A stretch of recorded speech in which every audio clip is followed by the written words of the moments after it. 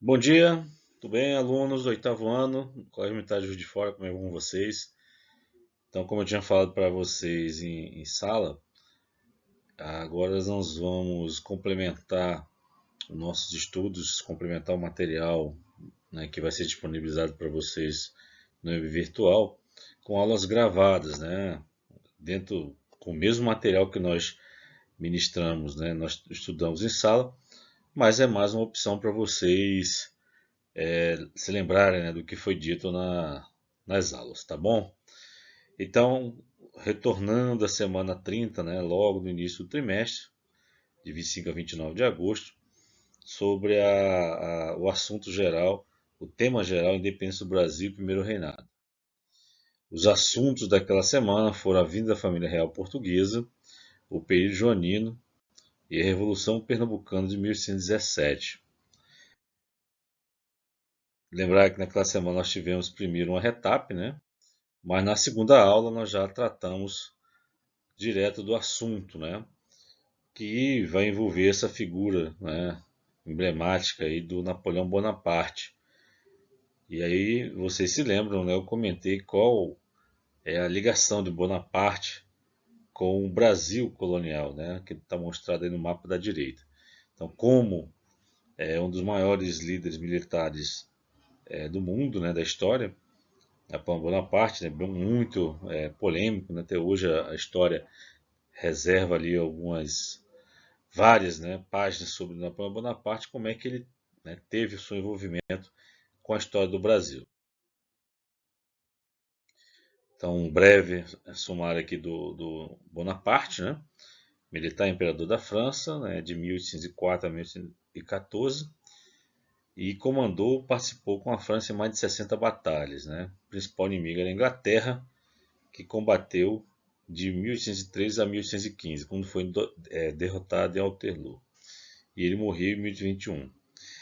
Bom, nesse slide a gente vê, né, o principal inimigo é a Inglaterra. E a história do Brasil, ela tem a ver com Napoleão, né, a França, a Inglaterra e, é lógico, a metrópole portuguesa. É aí que o Napoleão Bonaparte entra na história do Brasil como um elemento que vai ser importante, né, na mudança de rumos do Brasil.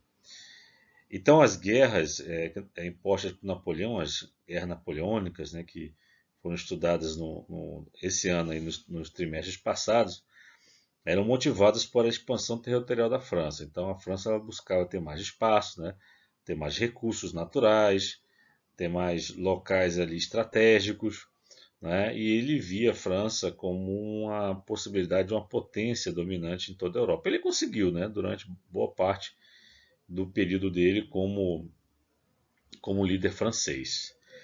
Só que ele não conseguia vencer a Inglaterra. A Inglaterra, por ser uma ilha, por ser ali, ter uma grande marinha, né, uma força militar muito forte naquele período, ele vai procurar uma outra maneira estratégica de dominar a Inglaterra. Então, em 1806, ele determina o bloqueio continental, né, contra os ingleses, né, baseados na sua ilha principal. Lembrar que a Inglaterra foi um dos maiores impérios do mundo. Ela tinha também outros locais que eram suas colônias, né, ou protetorados. Mas onde estavam a força militar principal, onde estava o rei, né, a corte inglesa, né, fica na ilha, onde temos Londres, onde temos as principais cidades inglesas.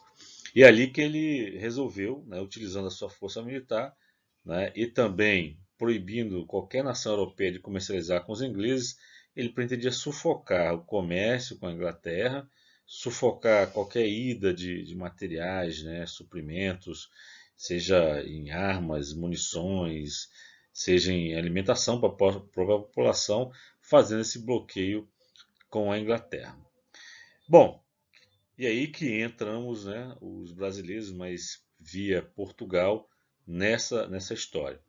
Portugal ele tinha uma aliança com os ingleses por causa de uma dependência comercial com os ingleses, por causa de acordos comerciais, acordos políticos longínquos, né, já há muito tempo já acertado com os ingleses. e eles não vão respeitar o bloqueio, né?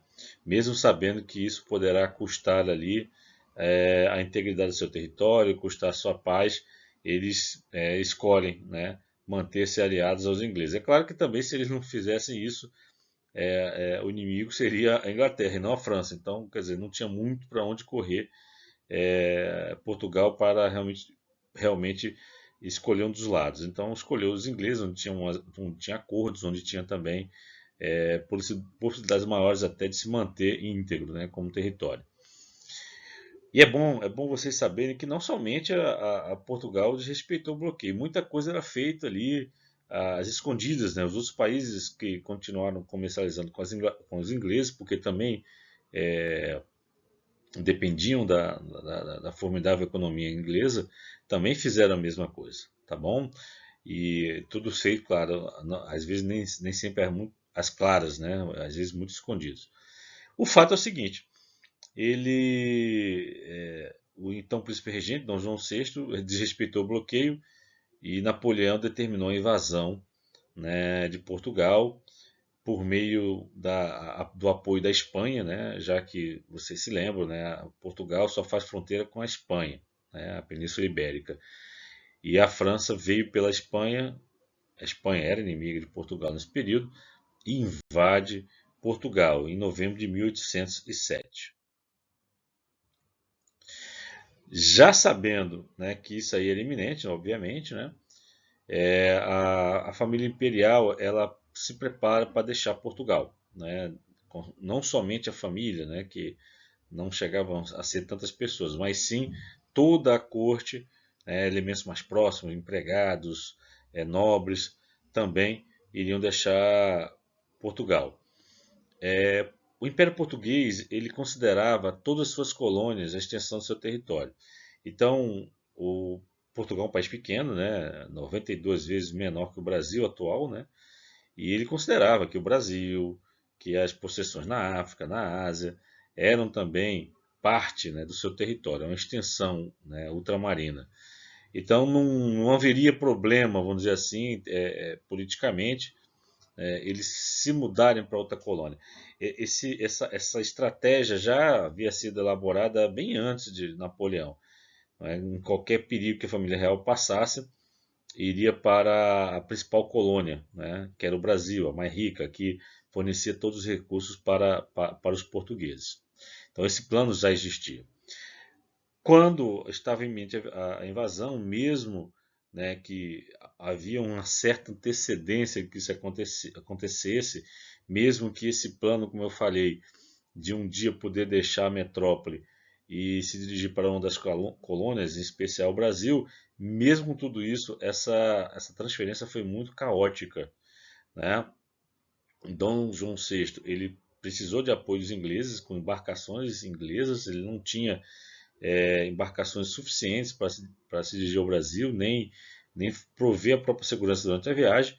Então os ingleses auxiliaram e, né, com mais ou menos 15 mil pessoas, eles saíram no dia 29 de novembro de 1907, ali da região do porto, né, de Belém, onde fica Lisboa, né, e se dirigiram para o Brasil. Foi, segundo os historiadores, né, que se debruçam sobre esse tema, foi algo caótico, né, algo problemático, muita gente querendo levar materiais que nem sempre seriam necessários, né, a família real com muitos materiais, roupa, utensílios domésticos, os empregados que tinham que levar materiais para dar um pouco de conforto para a família no novo local. E foi feito isso, né?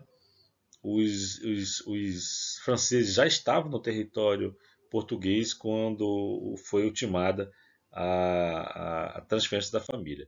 Para a população em si, né, é como se o pai da nação, né, que era o príncipe regente, lembrar que ele era príncipe regente porque a rainha, a Dona Maria, sua mãe, né, ela não tinha condições mentais, né, ela já estava com demência de continuar administrando o país. Por isso que ele é príncipe regente, né, até a morte da rainha, quando ele vai se tornar rei. Mas era ele que determinava, ele que dava as regras, certo?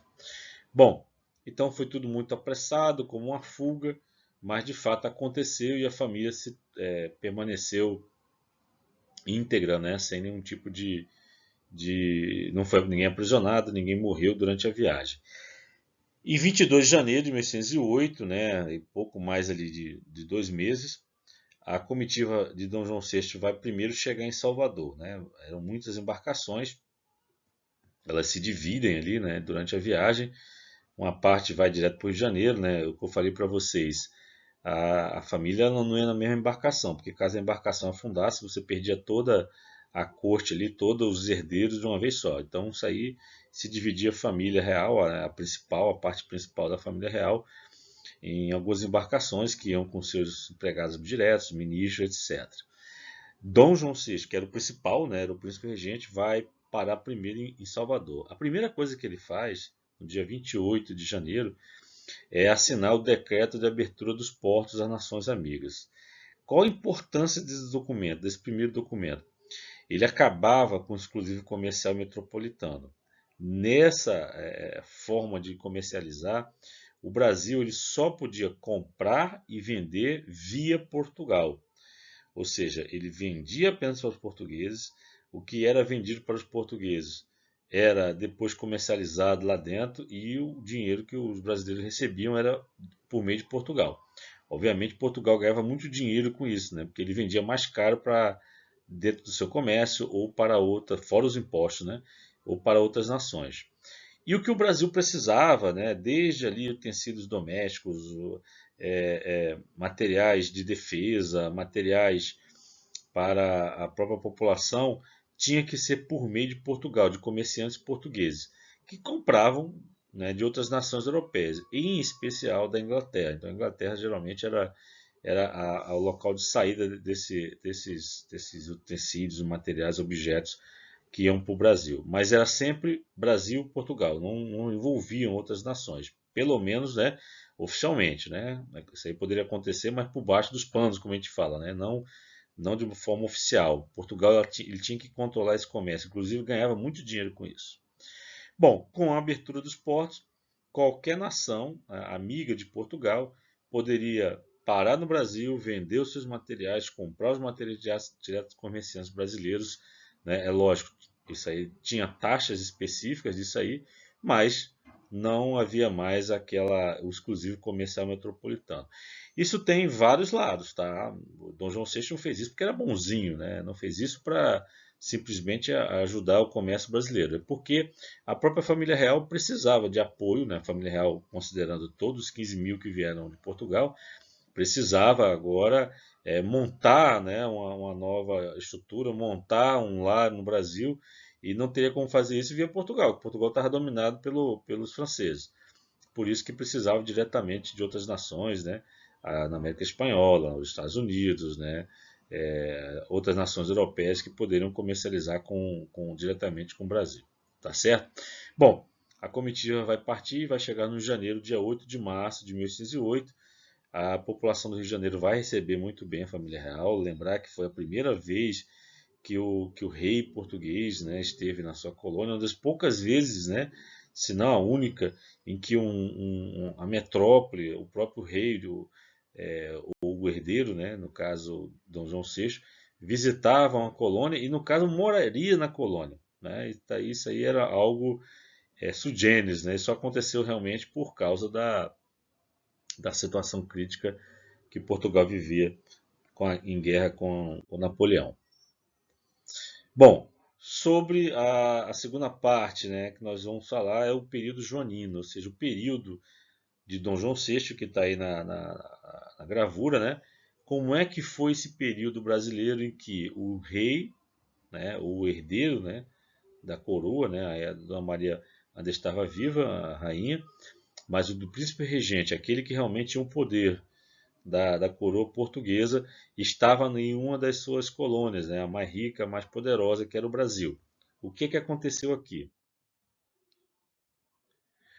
Então, ele vai adotar várias leis, né, várias determinações que vão melhorar o comércio no Brasil, vão melhorar a parte de defesa, vão melhorar principalmente a capital, Rio de Janeiro, para se tornar um pouco mais agradável, vamos dizer assim. O Rio de Janeiro, né, assim como boa parte das cidades brasileiras, não tinha esgotamento sanitário, não tinha coleta de lixo, né, as pessoas, toda a sujeira que é produzida nas casas eram jogadas na rua, então não era nada agradável, né, mau cheiro, etc., lixo. E ele vai procurar, né, tornar algo mais próximo do que havia na Europa. Então, a primeira coisa, ele vai melhorar as vias, né, implementadas na cidade, melhorar, aumentar o número de ruas, né, para passagem de charretes, né, de carruagens, vai criar a coleta de lixo, né, regular, vai criar a imprensa régia, né. Eu sempre comento com vocês, aqui no Brasil era proibido ter jornal, nada circulava de forma, vamos dizer assim, mais rápida, né, com a imprensa, que já existia na Europa há muitos anos, né? Então ele cria a imprensa régia para divulgar suas próprias ordens, mas é lógico que ele vai também autorizar a imprensa, né, que seja quem tem condições de trazer material, imprensas para produzir jornal, produzir material aqui no Brasil. Vai criar o Banco do Brasil, esse mesmo que existe até hoje, né, de forma que facilite ali o desenvolvimento bancário do Brasil. Vai criar o Jardim Botânico, existe até hoje no Rio de Janeiro, né? Tudo isso em 1808. Vai criar a Real Academia, Academia Real Militar, que é o embrião da Academia Militar das Agulhas Negras, existe até hoje também. Essa foto aí de baixo é a Biblioteca Nacional, criada por ele, né? Em 1810, existe até hoje. É lógico que ela mudou de vários locais, mas o prédio atual é esse prédio muito bonito que fica no centro do Rio de Janeiro. Vai criar um teatro, vai criar a Academia Imperial de Belas Artes, né, em 1816, e que hoje nós temos um museu que vamos dizer assim, herdeiro, né, dessa Academia Imperial, Museu de Belas Artes também no Rio de Janeiro, bem próximo até da Biblioteca Nacional. Vai criar um Museu Real em 1918, é o que é da foto acima, né? Ele vai mudar de vários locais e vai ocupar a casa em que a família real ocupava, que é na Quinta da Boa Vista, né? O Museu Nacional, que pegou fogo, né, em 2017, eu comentei com vocês. Então ele vai dar, né, uma cara de uma cidade, né, a capital um pouco mais agradável, com parte cultural, parte de saneamento, né, vai procurar melhorar um pouco mais aquela região. Eu deixei por último para falar aqui do Tratado de Comércio e Navegação com a Inglaterra em 1810. Estão lembrados? Em 1808 ele abriu os portos às nações amigas. Mas a Inglaterra, né, aliada, né, que ganhava muito dinheiro com o exclusivo comercial, já que no final das contas era que passava as necessidades do Brasil, né, via Portugal, ela se sentiu prejudicada. Né? Ela achou que por abrir demais a outras nações, no final das contas a grande aliada, que era a Inglaterra, né, que era ela mesma, acabava não sendo beneficiada com a abertura dos portos às nações amigas. E ela pediu mais. E aí, Dom João VI, pressionado, vai criar o Tratado de Comércio e Navegação, né, que acaba o quê?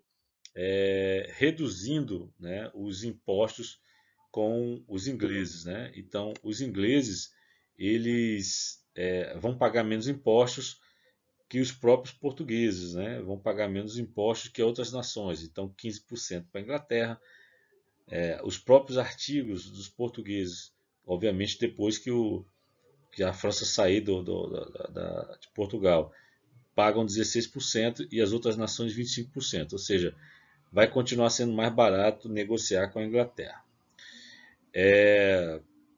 Uma das maiores realizações, no entanto, é essa da elevar o Brasil à condição de Reino Unido, a Portugal e Algarves, né, que eu comentei e frisei bastante com vocês. Quando ele faz isso em 1815, né, ou seja, 7 anos que ele já estava aqui, ele impõe uma condição que o Brasil deixa de ser colônia, né, no papel. Né? Ele agora passa uma condição especial junto ao próprio Portugal e a região de Algarves, que era semi-autônoma. Dentro de Portugal, hoje em dia faz parte de Portugal totalmente. Então ele não poderia ser mais rebaixado, né?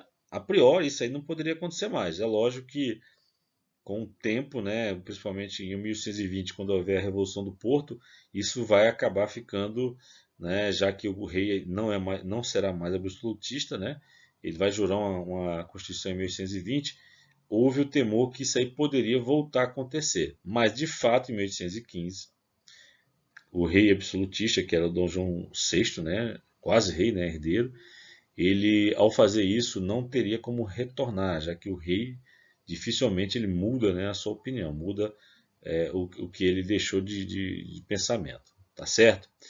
Bom, depois dessa importante decisão, em 1816 a Dona Maria I vai morrer no Brasil, ela morre, né, pela idade, pelas doenças, né? E o Dom João VI é coroado rei de Portugal aqui no Brasil, né? O único caso ali em que um rei europeu ele é coroado numa colônia, fora da Europa, né, na América do Sul. Então, o Dom João VI ele permaneceu no Brasil, mesmo que lá em Portugal as tropas napoleônicas, Napoleão foi derrotado em 1815, né? Ou seja, em 1816 já não tinha mais Napoleão, as tropas já tinham retrocedido, você já tinha lá os ingleses autorizados pelo Dom João VI administrando, né? E, inclusive na parte de segurança, Portugal. Mas ele não volta, né? Ele permanece no Brasil e é coroado aqui. Nesse mesmo ano, em 1816, ele determina a invasão da colônia Sacramento, que vai se tornar a província Cisplatina, né, uma das províncias brasileiras, e que depois, né, a gente vai estudar, vai se tornar, depois da Guerra Cisplatina, vai se tornar o Uruguai.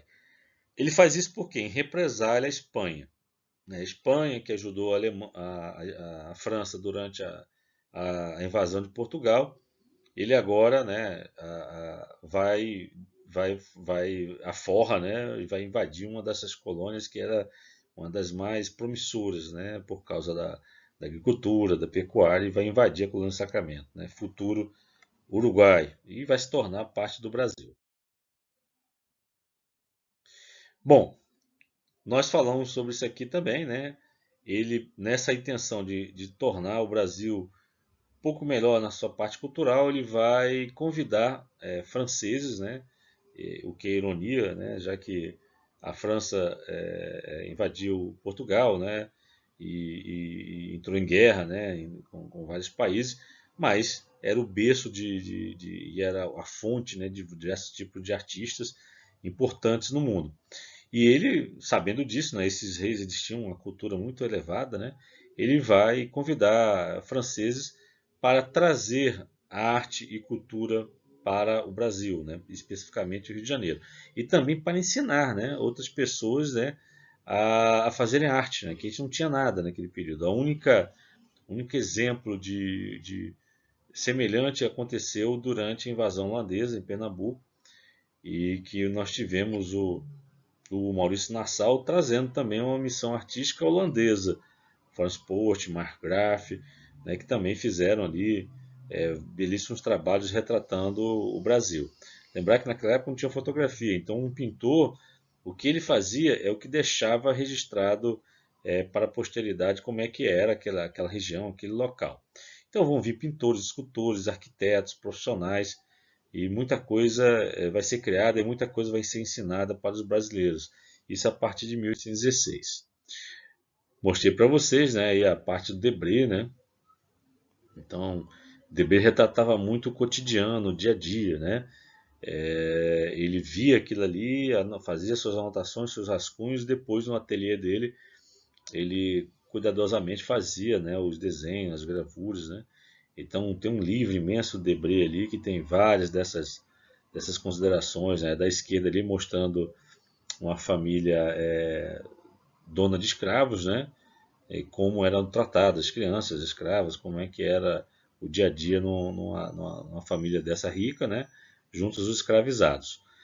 E na direita aqui a gente está vendo o comércio de escravos, né? Lembrar que no Rio de Janeiro aqui em Minas, né, mas também em Recife, Salvador, teve um grande afluxo, né, de traficados escravizados para trabalhar nas lavouras, de de cana, depois de café, né, no ouro, né, também, principalmente aqui em Minas Gerais, São Paulo.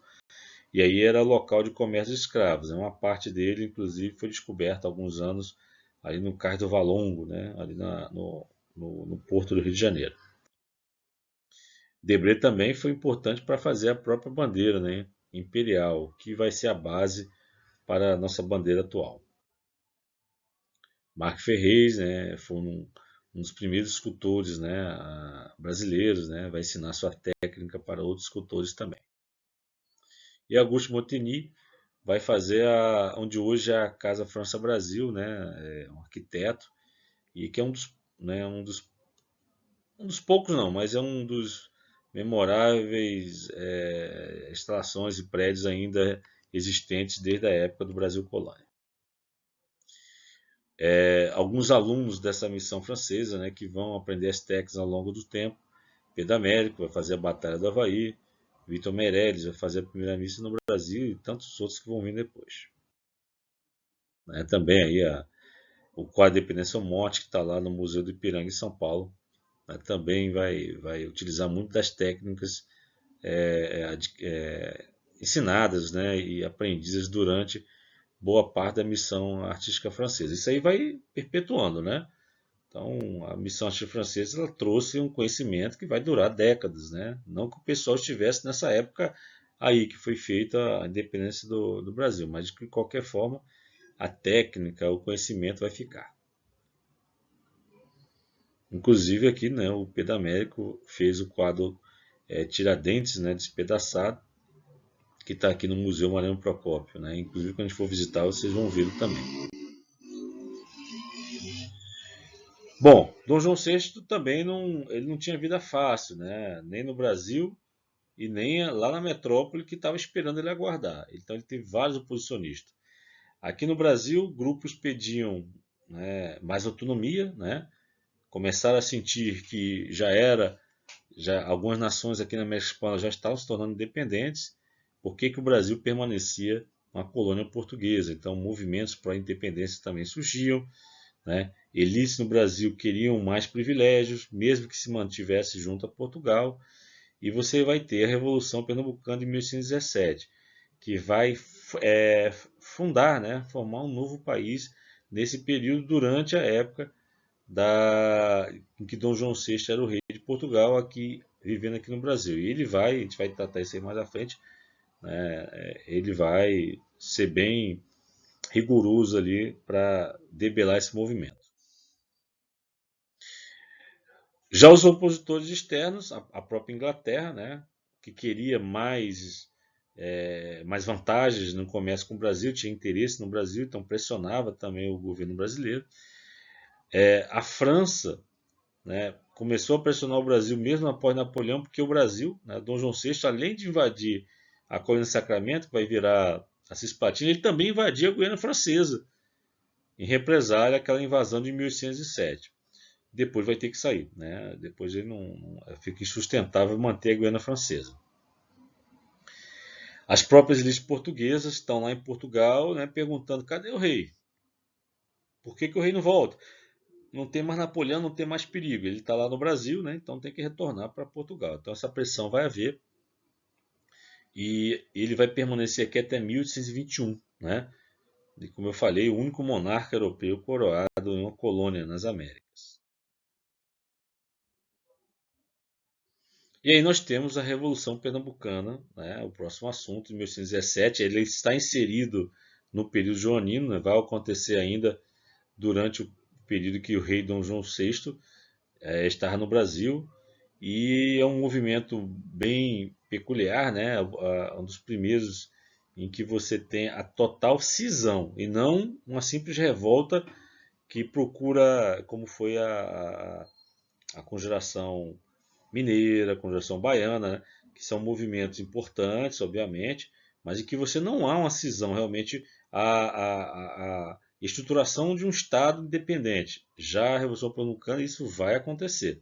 Tá?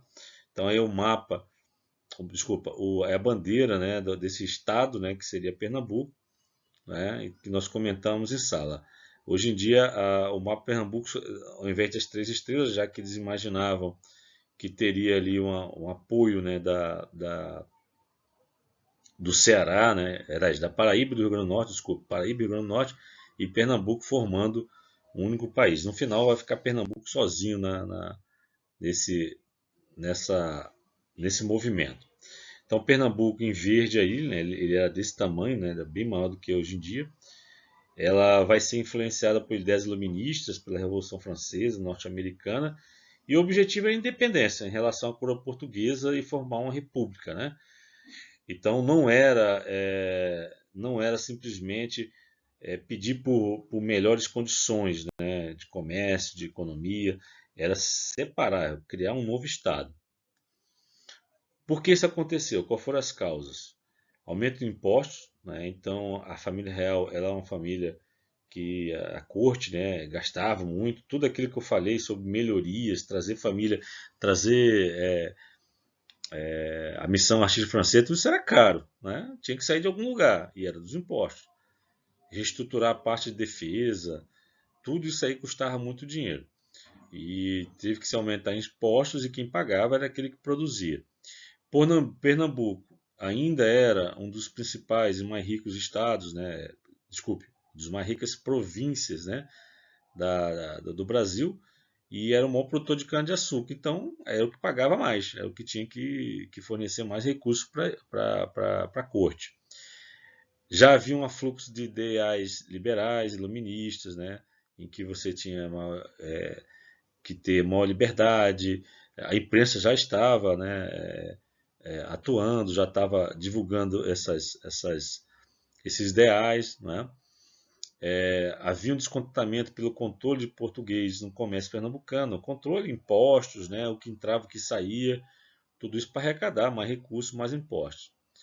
Os militares que eram nascidos no Brasil se sentiam desprestigiados em relação aos militares portugueses. Isso vai haver praticamente até, digamos aí, até o fim do primeiro reinado, né? Então sempre havia ali um sentimento de que os brasileiros eram colocados em segundo plano em relação aos portugueses. E para completar, em 1103 teve uma forte seca no Nordeste, em especial Pernambuco, que vai fazer a redução da produção de cana e mesmo assim, né, não vai reduzir os impostos, né? Eles vão continuar tendo que pagar os mesmos impostos solicitados. E é lógico que isso aí vai se tornar cada vez mais insustentável. E aí uma figurinha da época, em 1817, quando houve o início da revolta, né? Um dos principais líderes era o chamado Frei Caneca, ele vai aparecer de novo na Confederação do Equador, e ele era um Frei Carmelita, né? Lá do Seminário de Olinda, e vai, né, insuflar outros líderes a aparecerem. Isso vai ser feito num momento de grande euforia, né, dentro de Pernambuco. Então vai ser preso o governador da época, Recife vai ser tomada, né, vai ser instalado um governo autônomo, muita gente vai morrer, não foi nada simples, né? Então as guarnições portuguesas, principalmente, que vão ser contra essa tomada, né, de poder e instalação de um novo governo, elas vão reagir e muita gente vai acabar morrendo, né? Só que as capitanias vizinhas, né, como Paraíba, como eu falei, Rio Grande do Norte, a Bahia também, que vai ser chamada, ninguém se uniu. Ficou um movimento apenas restrito a Pernambuco, que era o mais rico, mas ficou restrito a ele. Estados Unidos e Argentina também foram chamados para participar, mas não quiseram, né, naquele momento, estar junto com esse movimento. O que é que a Revolução criou? Né? O que é que o governo que foi instaurado criou?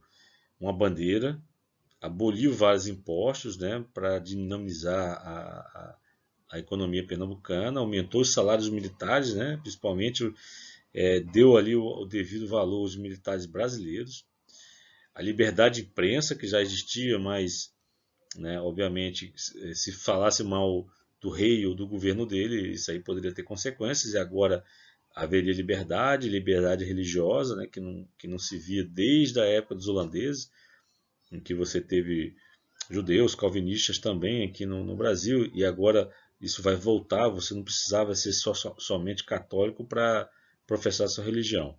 Vai ser instalada uma Assembleia Constituinte, né, ou seja, haveria uma Constituição, né, a ser regulada, as leis daquele novo país, e a separação, né, dos poderes executivo, legislativo e judiciário, que não é normal num governo absolutista, né, do seu rei lá que não jurou a Constituição.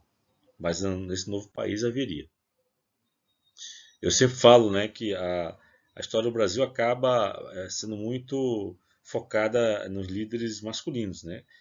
Não, né, que houvessem líderes femininos. Então, sempre a gente vai ter elementos ali do sexo feminino, né? Mulheres que vão também ter a sua parcela de liderança, parcela de importância nesses movimentos. Tá? Então, essa é a Bárbara de Alencar, que também foi uma das lideranças, foi presa também, né? Foi considerada a primeira presa política do Brasil. Bom, mesmo com esses avanços, a Revolução não eliminou a escravidão, né? Então, ela não foi tão avançada porque não conseguiu, né, convencer os diversos donos de engenho que dependiam da mão de obra escrava que esse novo país fosse abolida a escravidão. Então, para 1817, isso aí vai permanecer caso aquele país ele desse certo, vamos dizer assim, né? D. João VI, vendo o perigo de uma cisão em outras partes do Brasil, vai ser bastante rigoroso na repressão a esse movimento, né? O governo em Pernambuco, o país em que surgiu, vai durar 74 dias, porque ao final disso, D. João VI vai enviar tropas muito mais numerosas, vai prender, vai eliminar ali as guarnições que resistiram e vai prender os revolucionários, e muitos vão ser executados, né, por traição, né, que é o chamado crime de lesa majestade. Isso aí também surgiu, né, houve traição de dentro de Pernambuco, né, contra aquele governo instaurado. Então, principalmente os portugueses, né? O Brasil ele tinha ali grandes famílias portuguesas, né? Que já viviam há muitos anos aqui no Brasil, e eles não eram leais a D. João VI. E eles que vão ajudar na repressão, até porque temiam que o Brasil tivesse o mesmo movimento que aconteceu no Haiti, né? O haitianismo, em que os escravos tomariam o poder, matariam, eliminariam os brancos. Aí uma gravura do local da prisão dos revolucionários, existe até hoje, né? Essa prisão, hoje em dia, é a Casa da Cultura ali no centro de Recife. Pernambuco, o mapa de Pernambuco, um pedacinho dele aqui. Embaixo vocês estão vendo, né? Deixa eu botar aqui. Aqui vocês veem a comarca de Alagoas, fazia parte de Pernambuco, mas em 1818, com a finalidade de reduzir o tamanho de Pernambuco, porque pelo tamanho dele você tinha maiores recursos, né, maiores áreas de plantio, maior população, e Dom João VI entendeu que se reduzisse, Pernambuco perderia essa capacidade ali de ter mais recursos, de ter mais possibilidade de fazer uma outra revolução. Tá? Hoje a bandeira atual é essa, né? Somente aquela estrelinha ali, mas demais ela foi resgatada quando houver a proclamação da República, com a forma de homenagear aquele movimento, né? As lideranças, a população que fez um país durante 74 dias. Bom, e aí só para lembrar, vocês já fizeram, já me entregaram, mas é sempre importante entender que esse estudo dirigidos aí é para preparar todos os alunos para as provas que vão vir pela frente. Primeira AP dia 25, né? E aí nós teremos aí mais 2 APs, sendo que um é o trabalho de visita ao Museu Mariano Procópio e depois a nossa época. Tá bom, pessoal?